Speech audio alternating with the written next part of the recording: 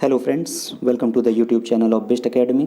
और क्वारंटाइन के इन दिनों में हमारी सीबीएसई क्लास 9 की फ़िज़िक्स की वीडियो लेक्चर सीरीज़ चल रही है और आज हम मोशन के पार्ट 8 पर पहुंच चुके हैं।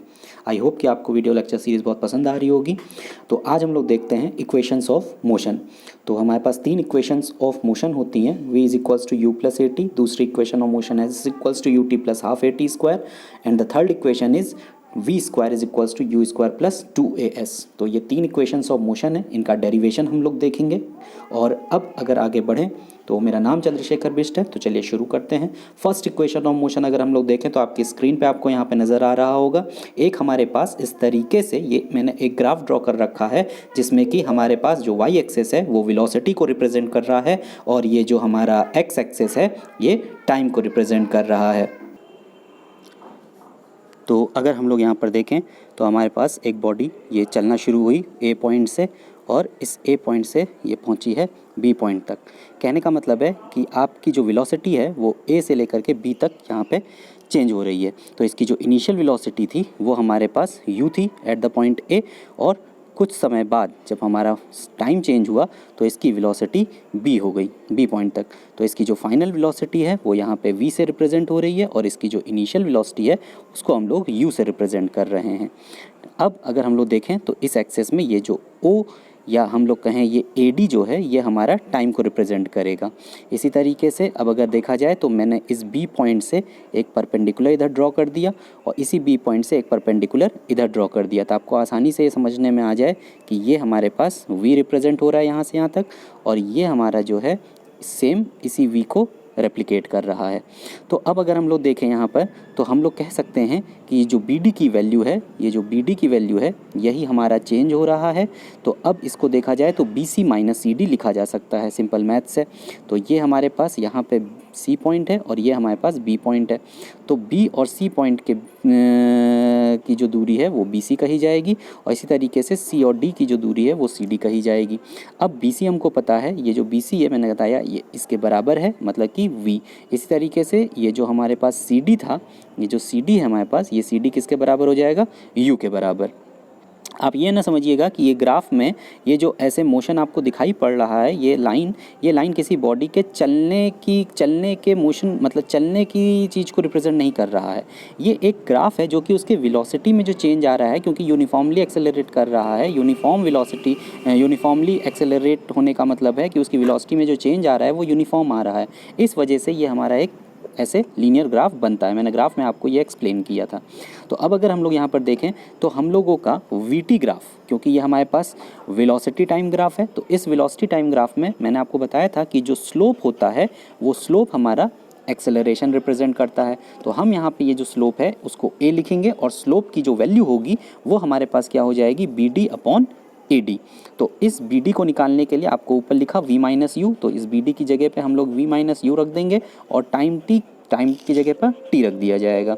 तो अब यहाँ पर देखा जाए तो इसको सॉल्व करने पे हमारे पास क्या आ जाएगा, v minus you upon T. तो इसका मतलब है कि हमारा जो एक्सेलरेशन है वो एक्सेलरेशन क्या निकल करके आ जाएगा इस तरीके से। तो हमारी फर्स्ट इक्वेशन ऑफ मोशन बन जाएगी v is equals to U plus A T. चलिए आगे बढ़ते हैं।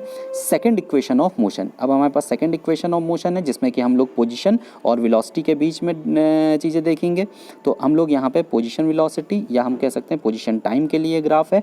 अब हम लोग को यहाँ पे एस चाहिए। एस का मतलब है कि डिस्प्लेसमेंट या डिस्टेंस, और डिस्प्लेसमेंट या डिस्टेंस मैंने बताया था ग्राफ के अंडर में जो कवर्ड एरिया होता है वो देता है।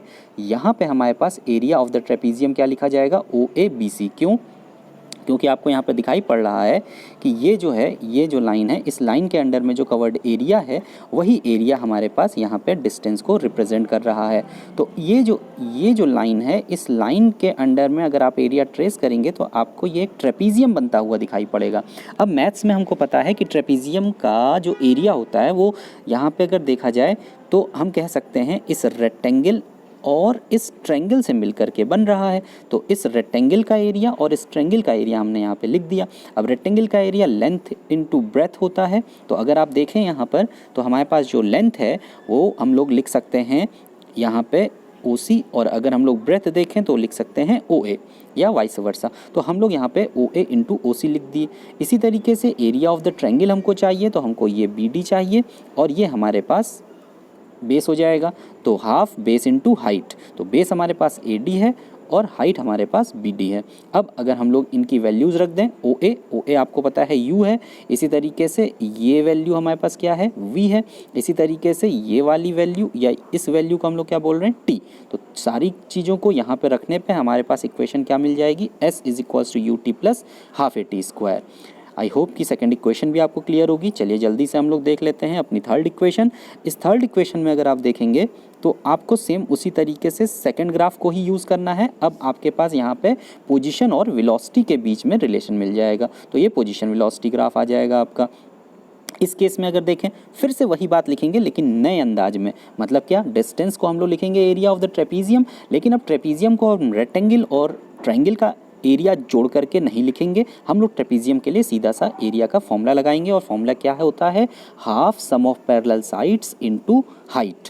तो ये फॉर्मूला आपने 8th में पढ़ा हुआ है, half sum of parallel sides. तो अब देखिए एक साइड ये है और एक साइड ये है, ये दोनों पैरेलल साइड्स हैं।